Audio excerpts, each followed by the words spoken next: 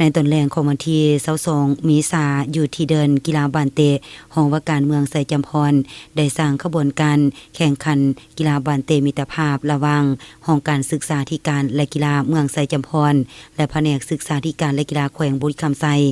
เนื่องในโอกาสที่คณะแผนกศึกษาแขวงได้ลงเคลื่อนไหวติดตามและสุบยูเวียกงานรอบด้านอยู่เมืองไสจำพร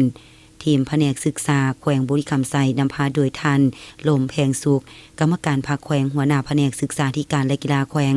ทีมห้องการศึกษาและกีฬาเมืองนำพาโดยท่านเขียนมันแก้วมณีกรรมการภาคเมืองหัวหน้าห้องการศึกษาธิการและกีฬาเมืองพร้อมด้วยพนักงานและผู้ชมผู้เสียเข้าร่วมให้กำลังใจอย่างมีบรรยากาศฟุดฟื้นการแข่งขันเตะบานมิตรภาพในครั้งนี้จัดขึ้นเพื่อเป็นการแสดงออกถึงความสามัคคีและมิตรภาพดีงามระหว่างการนำแผนกศึกษาแขวงและพนักงานราชการของห้องการศึกษาเมืองไสจำพรพร้อมทั้งเป็นการสุขยูและส่งเสริมการออกกำลังกายการเล่นกีฬาให้กลายเป็นขบวนการกว้างขวางพร้อมเดียวกันนั้นยังเป็นเวที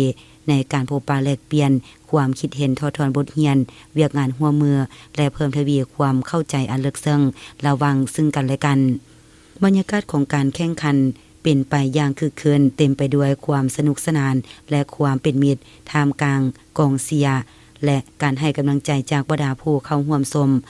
การแข่งขันได้ดำเนินไปด้วยไมตรีจิตมิตรภาพอันดูดดื่มสร้างความประทับใจและความสัมพันธ์อันแน่นแฟ้นระหว่างนักกีฬาทั้งสองทีม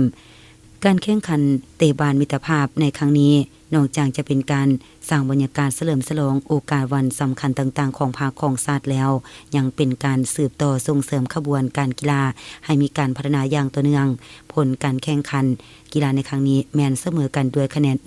1-1